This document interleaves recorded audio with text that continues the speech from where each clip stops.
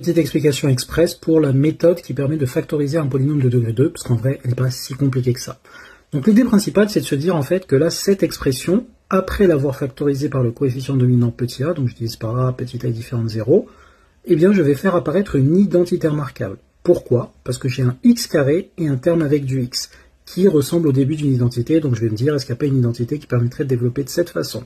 Je dois avoir un x pour que le premier terme au carré donne ça, et ceci pour que le double produit donne bien ça. Avec les deux, ça se simplifie en un ça.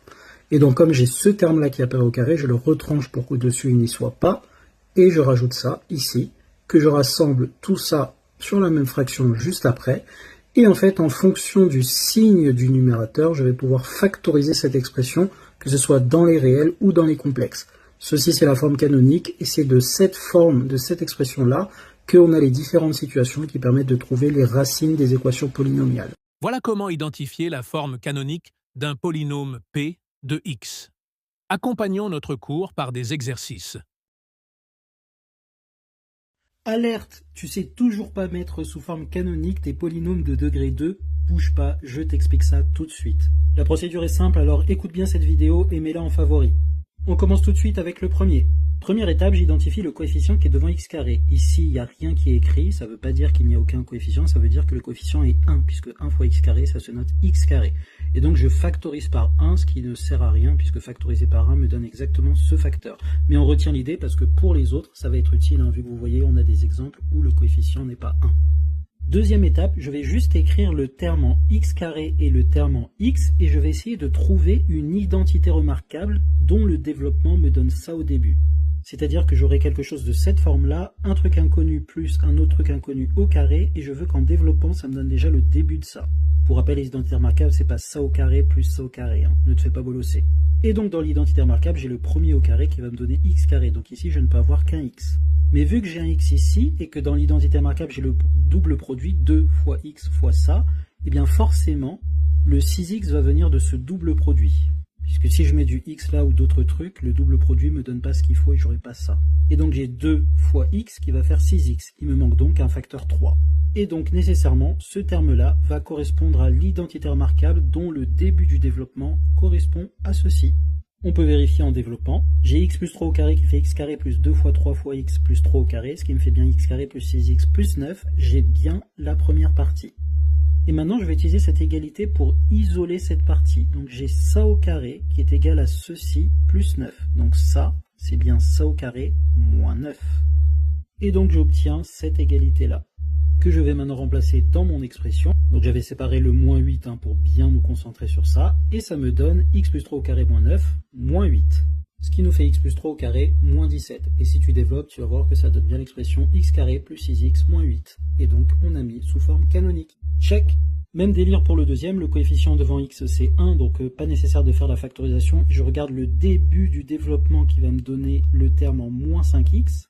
Et tu peux vérifier les calculs, ça va bien être ça, puisque j'aurai 2 fois x fois moins 5 demi, donc les deux vont se simplifier, et j'aurai bien moins 5x, ce qui est le terme ici. Et comme tout à l'heure, il faut que je retranche le terme au carré pour qu'il y ait l'égalité, donc ici il faut que je retranche 5 demi au carré, ce qui fait 25 sur 4. Et j'oublie pas le plus 3 que j'avais. Ensuite, je factorise par moins 1 et je mets tout sur la même fraction, donc j'ai moins 25 sur 4, moins 3, juste après ce moins qui est ici, puisqu'en distribuant le moins à moins 3, ça me fait bien un plus 3. Ensuite, dans la parenthèse, je mets 3 au même dénominateur que 25, donc je multiplie en haut et en bas par 4. Donc ça me fait bien 12 sur 4, 25 moins 12, ça me donne 13 sur 4, et donc voici ma forme canonique. Check. On passe maintenant au troisième. Là, je ne me fais pas avoir, il y a un coefficient a qui est différent de 1 devant, donc je vais tout factoriser par 2. Qui me donne 2 facteurs 2. Et bien dedans, je dois mettre quelque chose tel que si je distribue 2 en multiplication, ça me redonne cette expression. Et donc j'ai bien 2 facteurs 2 à l'intérieur, x carré plus 3x plus 2, puisque si je distribue le 2, j'ai 2x carré, 2 fois 3x, 6x, 2 fois 2, 4. Et donc dans cette parenthèse, je vais refaire la même procédure que j'ai fait juste avant.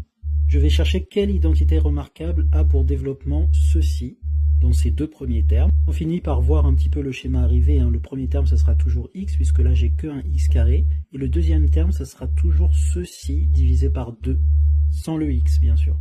Pourquoi? Parce que j'aurai donc x carré plus 2 fois x fois 3 demi, 2 fois 3 demi, les deux se simplifient, j'ai 3 fois x qui me fait bien le terme en 3x. Mais j'oublie pas que j'ai un 3 demi au carré qu'il faut que j'enlève pour que ce soit strictement égal à ces deux termes-là. Et donc je retire 9 quarts, puisque 3 demi, le tout au carré, c'est 3 au carré sur 2 au carré, autrement dit 9 quarts. Et je n'oublie pas le plus 2 que j'avais là.